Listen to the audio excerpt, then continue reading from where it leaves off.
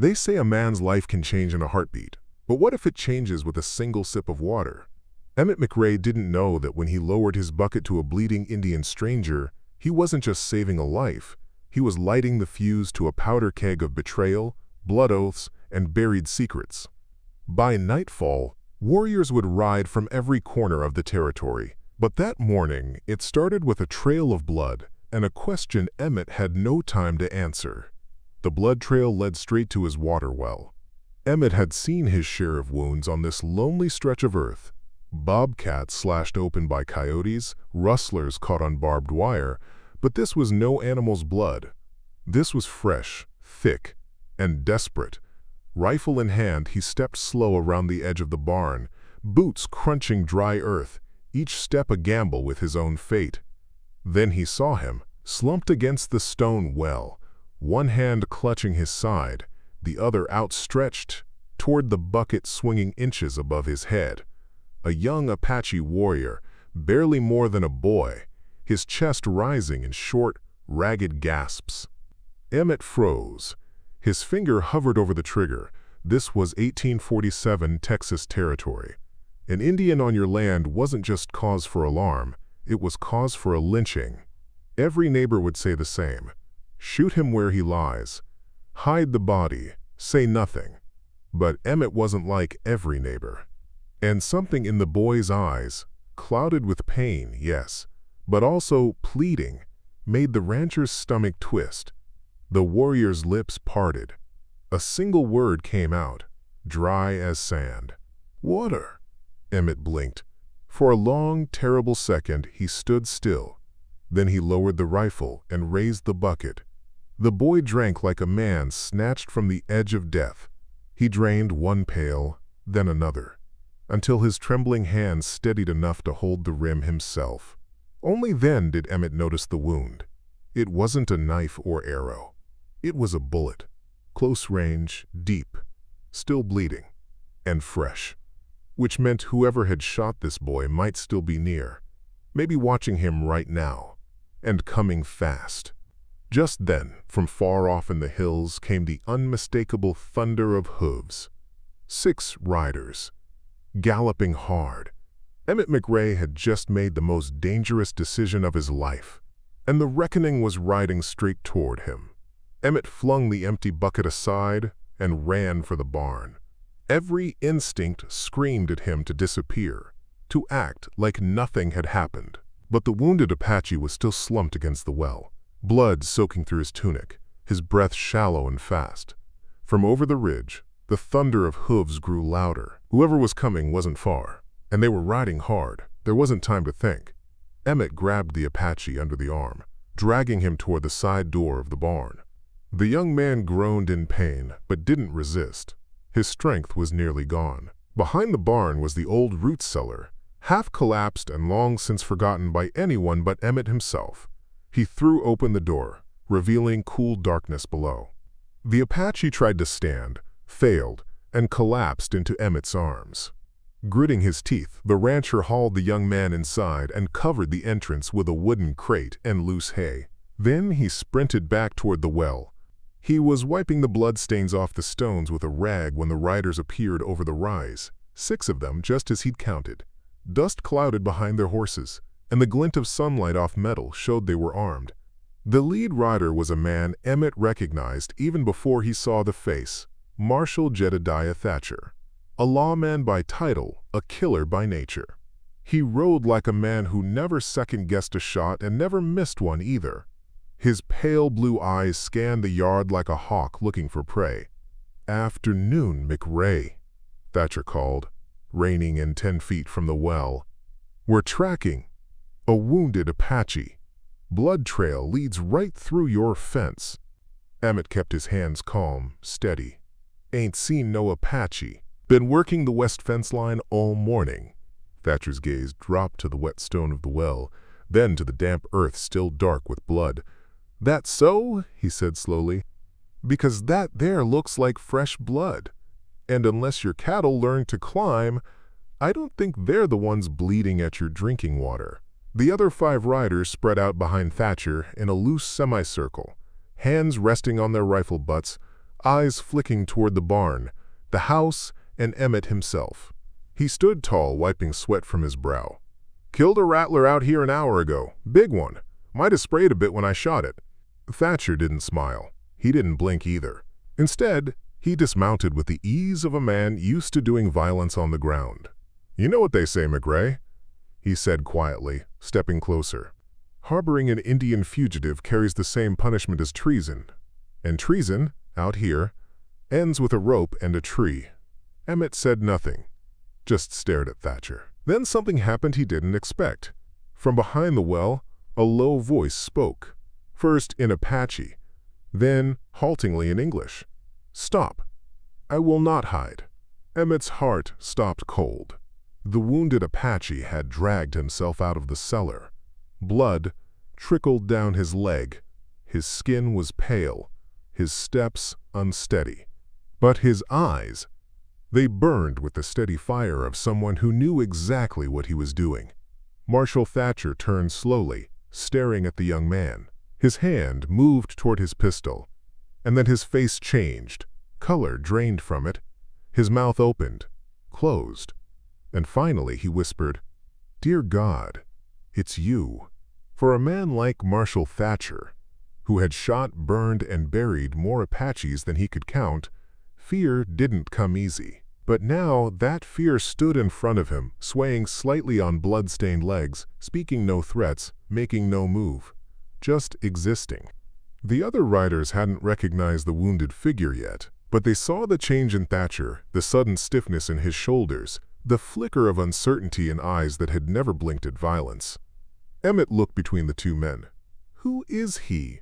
Thatcher didn't answer at first. He stepped closer, inspecting the warrior like a man trying to make sure a ghost was real. "You're Tahoma," he finally muttered. "Son of Chief Wikosa. You negotiated the treaty at Fort Richardson last spring." Emmett flinched. That treaty had stopped 3 years of bloodshed. Settlers and Apache both had started breathing easier. Until now. Tahoma nodded slowly. "And now, someone wants that peace dead." The words dropped like a hammer. Thatcher's deputies shifted uneasily in their saddles. One man dismounted and backed away from the circle, unsure what to make of what he was hearing. Tahoma kept his gaze locked on Thatcher. "Colonel Morrison invited me to talk. Then bullets flew. White men in war paint shot him from behind. They missed me. Barely. Someone staged it to look like we killed him. Someone who wants the war to start again." Thatcher said nothing, because deep down, he knew. He'd seen too many supply wagons vanish, too many war rumors churned up like dust from cattle drives. There was money in chaos. Someone wanted to burn the territory again, for profit, for power. But now that Tahoma was alive, that lie wouldn't hold much longer.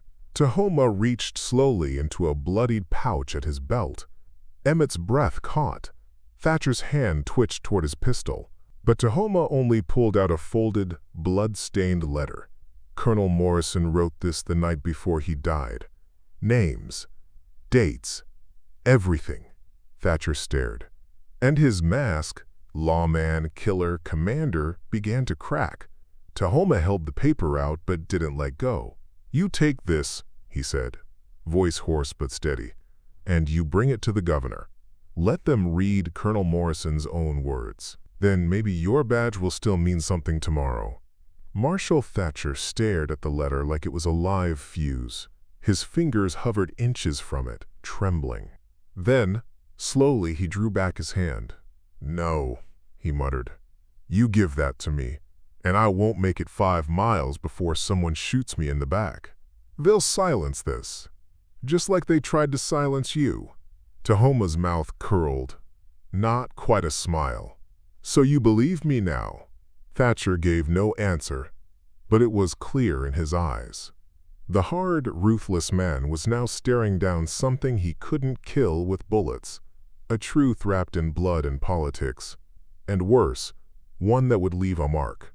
Behind him, one of his deputies, a young man with a fresh beard and wide eyes, leaned forward in the saddle. "Marshal, if he's telling the truth, and we're working for men who killed an army colonel." "Shut it, Amos," Thatcher snapped, but the words lacked heat. Emmett stepped forward, breaking the standoff. Then what now? You gonna shoot us all? And hope this goes away? Thatcher didn't respond. His face had turned pale. Because in that moment, all of them heard it. Faint at first, like thunder rolling in from a distant plain. Then clearer, hoofbeats, dozens. Emmett turned toward the sound, heart hammering. Over the ridge behind his ranch, dark shapes were appearing. Horse after horse. Riders moving as one. Painted faces, braided hair. Spears and rifles raised not in attack, but in unity. The entire Apache council had come, and they were riding straight for the ranch. The ground shook as they approached, 50, maybe more. A tide of hooves and dust spilling over the ridge like a flood of history itself. No war cries, no shouted commands. Just the steady rhythm of resolve, a silence that screamed louder than any battle drum. Emmett had never seen anything like it. At the front rode an elder, his long silver hair braided with eagle feathers, a ceremonial lance resting across his saddle. His gaze was fixed on Tahoma, not with surprise, but with recognition, as if he had expected to find him here. Tahoma stood straighter, using the well for support. Blood still seeped through his tunic, but he met the chief's eyes with unshaken dignity. Behind the old man rode warriors young and old, every one of them armed, but none raising their weapons. Marshal Thatcher stepped back from Tahoma instinctively, his hand no longer near his pistol. "What? What is this?" he murmured, voice gone tight. Tahoma nodded toward the approaching riders. "The council. I sent for them before I fell. Told them where I'd be if I lived. You summoned them here?" Thatcher asked, stunned. "To this ranch?" Tahoma didn't answer. He didn't need to. The hoofbeats were answer enough. The lead rider, Chief Wicasa himself, brought his horse to a stop just feet from the well. Without a word, he dismounted and walked to Tahoma. The two embraced, the kind of embrace that said more than blood alone. Then Wicasa turned his gaze toward Emmett. A long, quiet look. "You gave my son water," the chief said in perfect English. Emmett nodded once. "I did. You could have let him die. I thought about it." The chief's eyes narrowed, measuring him. "But you didn't." "No," Emmett said. "I didn't." Wicasa nodded slowly. Then he turned to face Marshal Thatcher. And everything in the air went still. Wicasa studied Marshal Thatcher the way a blacksmith judges flawed iron, silent, steady, deciding whether it could be reforged or ought to be cast into the fire. "You were sent to kill my son," the chief said calmly. Thatcher stiffened. "I was sent to bring him in for Colonel Morrison's murder." "Murder?" Wicasa's voice didn't rise, but it sharpened. "Then tell me, Marshal, how does a dead man carry the colonel's last letter in his blood-stained pocket?" He pointed toward the document still clutched in Tahoma's hand. Thatcher said nothing. For once, he had no words, only sweat on his brow and guilt that clung to him like a shadow. "You were a soldier once," the chief continued. "Fought for something bigger than yourself. But now you serve men who profit from war, who silence peace with bullets in the back." Thatcher's eyes darted toward his deputies. They weren't backing him now. Deputy Amos sat frozen in the saddle, staring at Tahoma like he'd just seen the pages of history turn before his eyes. Another man lowered his rifle altogether. "You don't understand the politics of this territory," Thatcher muttered. "No," Wicasa said. "But I understand truth. I understand betrayal." He walked slowly toward Thatcher, never once reaching for a weapon. "And I understand that when a man points a gun at peace, it is not justice he serves, but fear." Thatcher didn't move. His hand hovered near his holster, but he knew, if he drew, he'd die where he stood. Behind Wicasa, the Apache warriors waited, unmoving. No one breathed. Then Emmett stepped between them, palms open. "Enough," he said. "We don't need blood here. Not after what's already been spilled."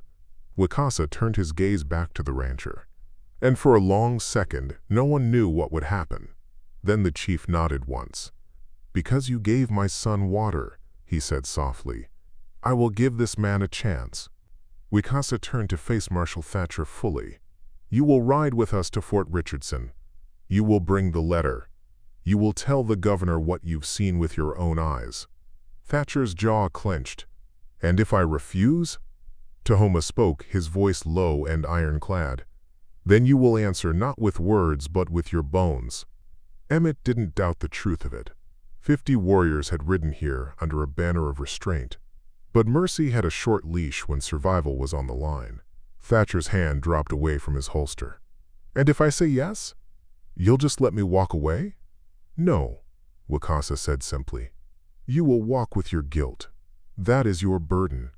But if you speak true and the letter is heard, then your soul may earn back what your hands have broken. Silence followed. Thatcher looked around the circle. At his deputies, none of whom looked eager to defend him, at Emmett, whose jaw was set with quiet resolve, and finally at Tahoma, whose bloodied hand still gripped Morrison's final testament like it was scripture. He nodded. Then, I'll ride. Emmett let out the breath he didn't know he'd been holding. Relief didn't come easy in these parts, but this felt close. But it wasn't over yet. Tahoma staggered. His knees buckled, and Emmett caught him before he hit the ground. The warrior's strength had finally drained away. He needs a healer, Emmett said, cradling Tahoma's weight. He will have one, Wicasa replied. He turned and raised a hand. From the rear of the war party, 2 women dismounted and ran forward. One old, one young, both wrapped in deer-hide robes, their eyes sharp with purpose. They knelt beside Tahoma and began working at once. As they did, Wicasa placed a hand on Emmett's shoulder. You have made enemies today, powerful ones. You know this. I've lived alone for years, Emmett said. I reckon I can live with truth as a neighbor. Wicasa nodded again. Then tonight, you do not stand alone. Evening fell heavy on the plains, pulling long shadows over Emmett McRae's ranch. The wind shifted, and with it came the scent of rain and reckoning. Tahoma lay inside Emmett's cabin, bandaged and resting, with the Apache healers whispering over him like wind through tall grass. The young warrior's fever had broken, but his journey was far from over. Outside, the war party made camp in a wide semicircle around the barn, not as invaders, but as guardians. Fires were lit, watchmen posted. No one spoke of rest, not while enemies in high places stirred unseen.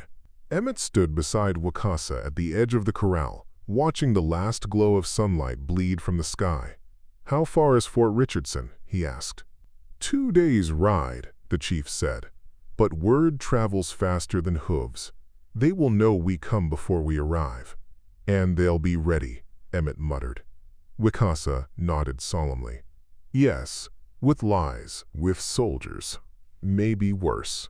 But it is time their shadows face the sun. Thatcher sat alone near one of the campfires, shoulders hunched, staring into the flames like they held the face of his past. His deputies kept their distance. None of them trusted him, not fully, not anymore. Emmett walked over and stood behind him for a long moment before speaking.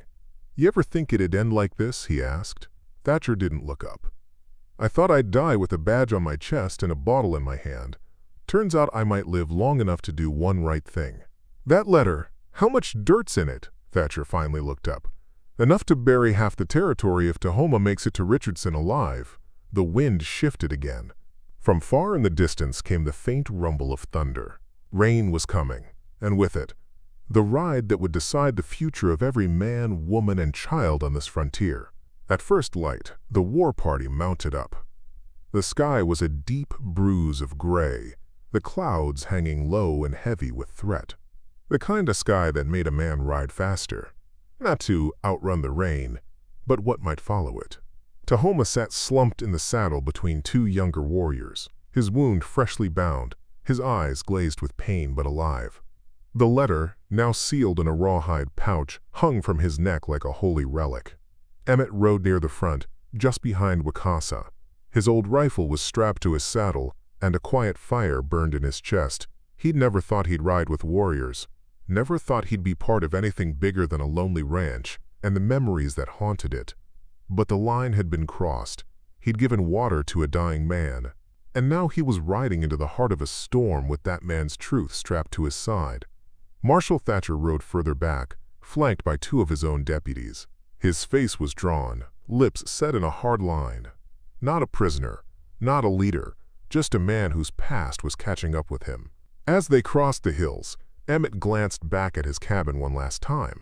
Smoke curled from the chimney, slow and lazy. A peaceful sight, one that might not be there when he returned. They rode all day, past dry creeks, through tall grass soaked in the morning dew. Hawks circled overhead. A band of wild horses watched from a nearby ridge, their coats glistening in the pale light. The land was quiet, too quiet. By dusk, they reached the halfway point of Fort Richardson, an old abandoned trading post nestled in a grove of cottonwoods. They made camp there, setting watch in every direction. And as night fell, Emmett noticed something that set his nerves on edge. The silence was gone. Now there were whispers in the dark, twigs snapping, shadows shifting just beyond the firelight. Someone was out there, watching, waiting. Emmett rose from his bedroll without a sound, his rifle already in hand. The fire was dying low, casting long fingers of light into the brush, but beyond that glow, nothing moved. And that was the problem. Not a cricket, not a wind, just stillness. He scanned the tree line, then looked to the guards. 2 braves on the eastern edge, still as statues. Alert, focused. They'd heard it too. Wicasa stepped beside him, silent as ever. He didn't ask, just listened. Then it came again. A twig, a breath, a flicker of movement no animal would make. Emmett whispered, "Scouts?" Wicasa shook his head. "Too close, too clumsy." Thatcher emerged from the dark with Deputy Amos at his side. "We've got company," Thatcher muttered. "Been watching us since dusk." "You sure?" Emmett asked. "I spent 10 years chasing men through Comancheria. I know when eyes are on me." He looked toward the western ridge. "They're waiting for something." "An ambush?" Emmett asked. "Or a signal?" Wicasa replied. Suddenly from the north edge of camp, a cry rang out, sharp, panicked. One of the younger warriors, a lookout, sprinted into the clearing. "They're moving!" he gasped. "Men, 15, maybe more, white faces, coming from all sides." The camp exploded into motion. Warriors grabbed weapons, extinguished fires, fell into silent formation like a living tide. Tahoma was hoisted onto a horse, his hands gripping the saddle horn, his breath ragged but determined. Emmett mounted up just as the first shot rang out, snapping the night wide open. Then came the second, and the third. Bullets cut through branches. Arrows flew in reply. And in the darkness beyond the trees, men shouted orders in harsh, guttural voices. "They're not soldiers," Thatcher muttered. "They're mercenaries, hired guns." "Then they've come to bury the truth," Emmett said grimly. And the night turned to war. Gunfire lit the night like a lightning storm. Muzzle flashes burst from the tree line, and men's shadows flickered between trunks like wolves circling a wounded beast. Emmett fired once, saw a man drop behind a fallen log. No uniform, just a wide-brimmed hat and a coat patched with leather. Gun for hire, just as Thatcher had said. The Apache warriors moved like phantoms, silent and precise. Some returned fire, others flanked the attackers with curved blades and hunting bows. Their formation was more than instinct. It was memory, passed from father to son, honed by centuries of survival. Wicasa stood near the center of the camp, unshaken. His presence alone anchored the warriors, even as bullets whined past his head. Tahoma remained mounted, though barely. His body swayed with the horse's movements, one hand gripping the mane, the other holding tight to the rawhide pouch on his chest. His eyes were closed, lips moving, chanting perhaps, or praying. Emmett rode hard to the northern flank, spotting 2 mercenaries trying to circle around. He raised his rifle, fired. One went down with a cry. The second ducked and ran. Good. Behind him, Thatcher and Deputy Amos returned fire from behind a cluster of rocks. Amos shouted, "They're trying to push us east! They want us away from the trail!" Emmett yelled back, which meant they weren't just after blood. They were after that letter, that pouch, that truth. More shots rang out and something seared past Emmett's arm, close enough to feel. He turned in the saddle, fired again. Then came a scream. Not from his side, from theirs. Followed by silence. Heavy, sudden silence.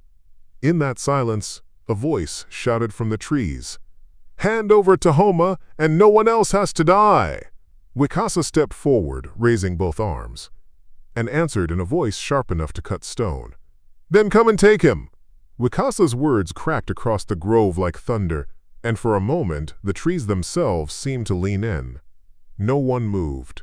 From the shadows, a different voice responded, lower, colder. "You think a handful of painted savages and one broken-down lawman can stop us?" Thatcher straightened, face hard. "I've stopped worse than you before breakfast." Another shot rang out, slamming into the dirt at Wicasa's feet. The answer had been given. Emmett rode to the chief's side. "They're trying to provoke us, make us break rank." "They want chaos," Wicasa agreed, "so they can strike from the smoke." And then the chief did something Emmett would never forget. He raised both hands and spoke, not in English, but in Apache. Loud, clear, commanding. A rallying cry. A call to the old ways. Within seconds, the warriors shifted. The circle tightened. Shields were raised. Bows drawn. Blades flashed under the moonlight.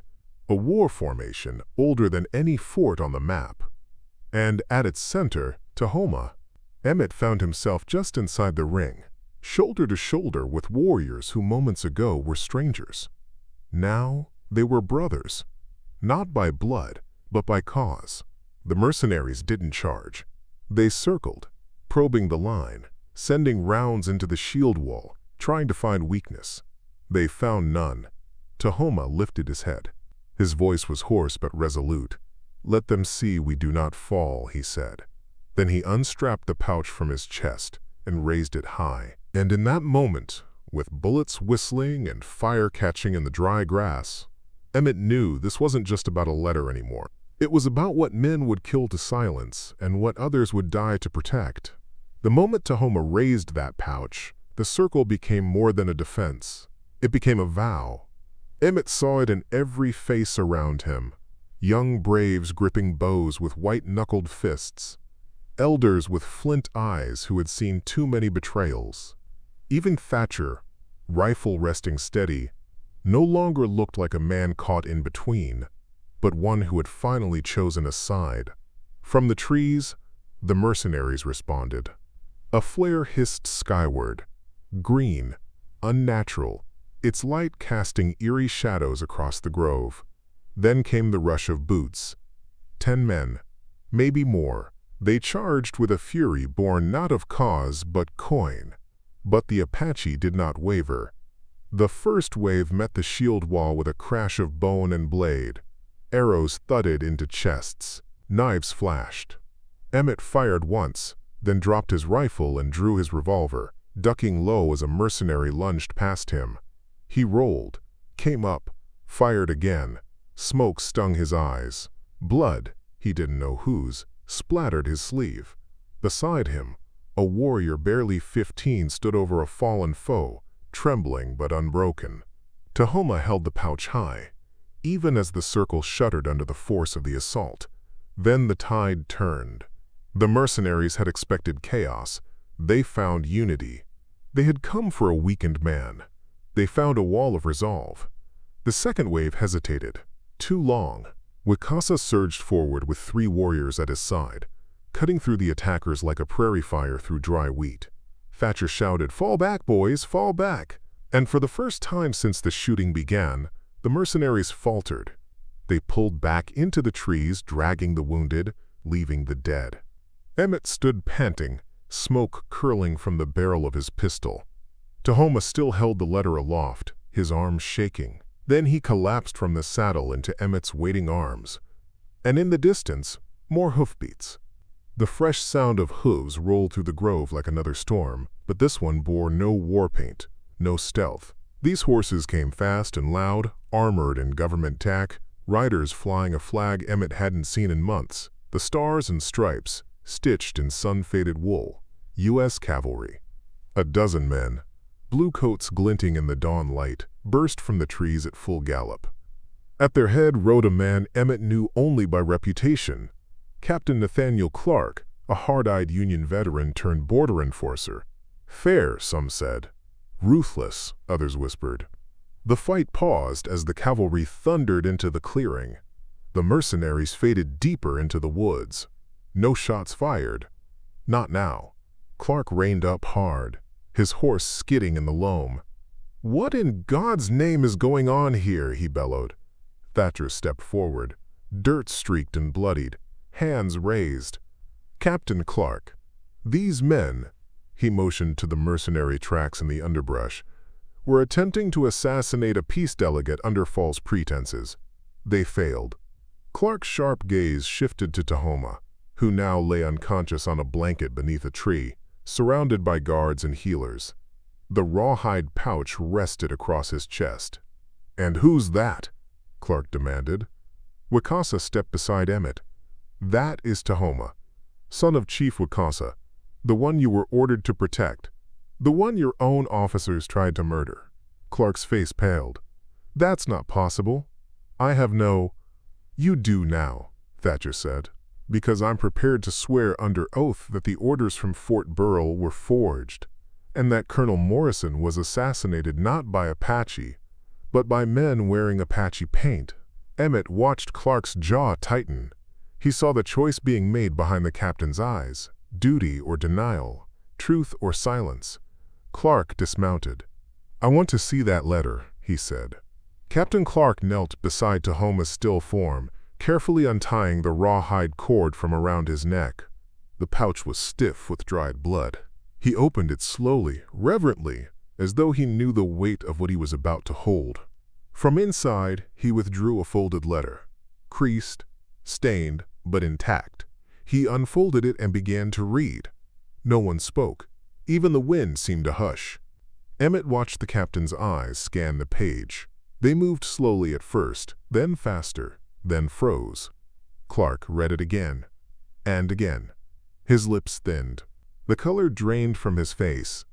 He stood, the letter still in hand, and looked around the circle, at Thatcher, at Wakasa, at Emmett. "It's all here," he said quietly. "Dates, names, bribe amounts, arms shipments disguised as trade goods, orders rerouted through Fort Burrell to rogue units operating without oversight." He swallowed hard. "There's even mention of me," he added bitterly. "My name, listed as a potential problem if I didn't fall in line." Emmett stepped closer. "What happens now?" Clark looked at him, really looked. "Now?" "Now the truth goes to Fort Richardson, then to the governor, then to Washington. And if this letter is allowed to see daylight—" He held it up, the paper fluttering like a flag. "It will burn half the territory to the ground, but it might save the other half," Wakasa said. Clark turned to him. "Your son's testimony will be needed. The council must speak." "He will live," the chief said. "He must." Clark nodded. "Then ride with us," he said. "All of you. The council, the witnesses, the men who stood when it mattered." Emmett looked to the east. The sky was turning gold, and the long ride to justice had just begun. They rode out at sunrise. The cavalry took the lead, Clark at the front, the incriminating letter secured in a leather case strapped across his chest. Behind them came the Apache Council, solemn and proud, with Tahoma carried in a litter between two horses. The boy hadn't woken, but his breathing had steadied.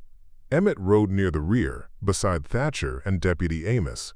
The land unfurled before them like a wounded beast, scarred but enduring. It was familiar and foreign all at once. "I never thought I'd see the day," Amos muttered, eyes scanning the horizon. Cavalry and Apache riding under the same sky toward the same goal. Emmett gave a half smile. Truth has a way of forcing strange company. They passed through ravines, across creeks swollen with spring runoff. Settler farms stood in the distance, silent, watching. Some faces emerged at the windows. No one waved. News had already begun to travel.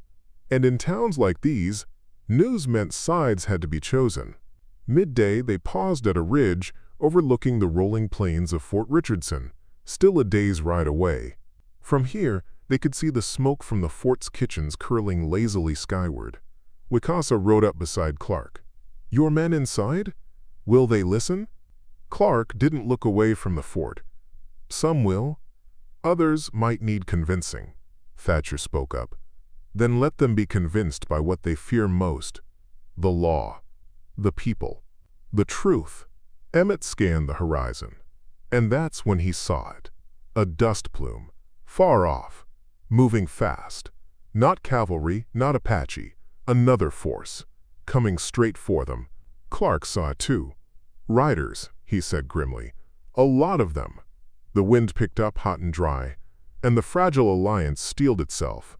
Because the final reckoning had just begun to crest the hill, the dust rose higher, closer, taking form. 30 men, maybe more. Black hats. Mismatched gear. No uniforms, no colors. Hired guns, just like the ones from the night ambush, only now they rode in daylight, bold as thunder. At the front was a man Emmett didn't recognize, but Thatcher did. "Barrow Creel," the marshal said, spitting into the dirt. "Ex-Confederate captain, hangs around rail contracts and timber deals, sells muscle to the highest bidder." "Then we found the bidder," Clark growled. Wicasa said nothing, only adjusted the reins in his hand. The elder's eyes were steady, calm. He had seen storms like this before. The two columns halted 50 yards apart. Dust swirled in the still air between them. The silence felt like a drawn pistol. Then Creel rode forward a few paces, his voice smooth as oil. "Captain Clark," he called, "you've got something that doesn't belong to you." Clark didn't move. "You mean the truth?" "I mean a wounded Apache, and a letter that was never meant to leave a certain tent near Fort Burrell." "You're outnumbered," Clark said. Creel smiled. "Not by courage." He raised his hand, signaling his men to fan out across the ridge. Emmett counted. 34 riders. Well armed. Positioned with military precision. Then he looked behind him. Warriors. Cavalry. One wounded peacemaker on a stretcher. The odds weren't impossible, but they were damn near close. Thatcher muttered under his breath. "This is the part where men show what kind they really are." Wicasa dismounted, stepped to the center between the two groups. He drew a line in the dust with the butt of his spear. "No further," he said. Creel laughed, cold and joyless. "We'll see." And then his hand dropped. The signal. Bullets sang, and history made its choice. The first volley cracked like lightning, splitting open the ridge. Horses screamed. Men shouted. Lead tore through dust and air. Captain Clark dropped to one knee, barking orders with a veteran's fire. "Hold the line! Shields up! Return fire!" The Apache warriors, already in motion, fell into their old formation. Fluid, fierce, deliberate. Arrows hissed from their bows, even as bullets tore through the grass. Emmett fired twice, ducked behind a boulder, and rolled out again, picking off a rider who'd flanked too wide. He could feel the dirt in his teeth, the gun stock trembling in his grip. But he didn't stop. Near the center, Wicasa stood his ground, not with a gun, but with that same ceremonial spear, directing his warriors with calm precision. Thatcher fought like a man with sins to burn. His shots were steady, fast, and merciless. Amos took a bullet in the leg but crawled behind a wagon and kept firing, yelling through gritted teeth. "For Morrison! For truth!" The mercenaries pushed hard from the west, trying to break the line where Tahoma lay shielded. A few even made it close, too close. But Clark's cavalry surged forward, cutting them off with sabers and shotgun blasts. It was brutal, fast, no time for hesitation. Then came the moment Emmett would never forget. Tahoma stirred. Not much, just a hand reaching upward, as though even in his half-conscious state, he felt the weight of what was unfolding. The pouch with the letter was still tied to his chest, flapping against his shirt like a flag refusing to fall. And that, somehow, was what made the difference. The Apache saw it. The cavalry saw it. Even Emmett, soaked in sweat and smoke, saw it. Hope hadn't fallen, and that meant neither could they. The tide turned in a heartbeat. Creel's men, seasoned though they were, weren't prepared for unity, for warriors who fought for more than gold, for cavalrymen who'd remembered what it meant to protect, not just enforce. And they weren't ready for Emmett McRae. He broke from cover, sprinting through the chaos toward the center line. Gun empty, face streaked with blood, he tackled a mercenary lunging toward Tahoma's stretcher and drove his boot straight into the man's throat. Wicasa shouted something in Apache, and the warriors surged forward. Creel tried to rally, tried to pull his men back into formation, but they were done. Their charge had faltered, their line had cracked, and now they were dying for someone else's secrets. Clark galloped through the melee, saber flashing, side by side with his deputies. Amos, despite the wound, held the line with grit and gravel in his voice. The last few mercenaries scattered, breaking toward the South Hills. Creel saw it, his forces crumbling, his power unraveling. He turned to flee. Thatcher caught him. One shot, clean, right through the spine. Creel dropped from the saddle and hit the dirt like a fallen idol. Then, silence. The wind carried smoke and the scent of trampled sage. The battlefield held bodies, weapons, blood, and something else. Something sacred. Tahoma. He lay still, eyes open, watching the sky. Clark knelt beside him, checked his pulse. Alive. Barely. Wicasa knelt too, placing a hand on his son's chest. "He will ride again," the chief said. Emmett looked out over the scorched ridge, at the men who had stood for peace and nearly died proving it, and knew in his bones the worst was not over. Because the truth was still ahead. Waiting in the walls of Fort Richardson, they reached Fort Richardson at dusk. The gates opened slowly, hesitantly, as the battered procession rode in, Apache warriors flanking cavalry, Thatcher at the head, Clark beside him, and Emmett McRae bringing up the rear, dust-covered and silent. At the fort steps the governor waited. Governor Nathaniel Stokes, tall, stern, a man with polished boots and eyes like frostbite. He did not smile. Behind him, officers bristled. Some scowled at the sight of Wicasa. Others whispered at the sight of Tahoma's stretcher. Clark dismounted and approached the governor directly. "We bring truth," he said. Then he handed over the letter. Stokes read it once, then again. When he looked up, his expression had not changed. "You understand," he said quietly. "This letter, these accusations, could unravel the entire territorial administration. You bring war to our doorstep, not peace." Wicasa stepped forward. "No war was already here. We only stripped off its mask." The governor's gaze shifted to Tahoma, still unconscious. Then, finally, he nodded. "This will go to Washington," he said. "Every name, every deed. And what of the ones who died protecting it?" Emmett asked. "Will they be buried as traitors or patriots?" Stokes paused. "History will decide." "No," Wicasa said firmly. "We decide. Right here. Right now." And in that moment, the silence held, until the governor raised his hand and saluted. "To those who chose water over blood," he said, "and truth over fear." That night, Emmett stood outside the fort, watching stars blink into the sky. Tahoma slept nearby, his breath steady, his body healing. Wicasa came to his side. "You gave my son water," he said softly. "You gave him time to change everything." Emmett nodded. "And you gave me something back." "What?" "A reason." The old chief smiled. And somewhere out beyond the plains the wind carried no drums, only peace.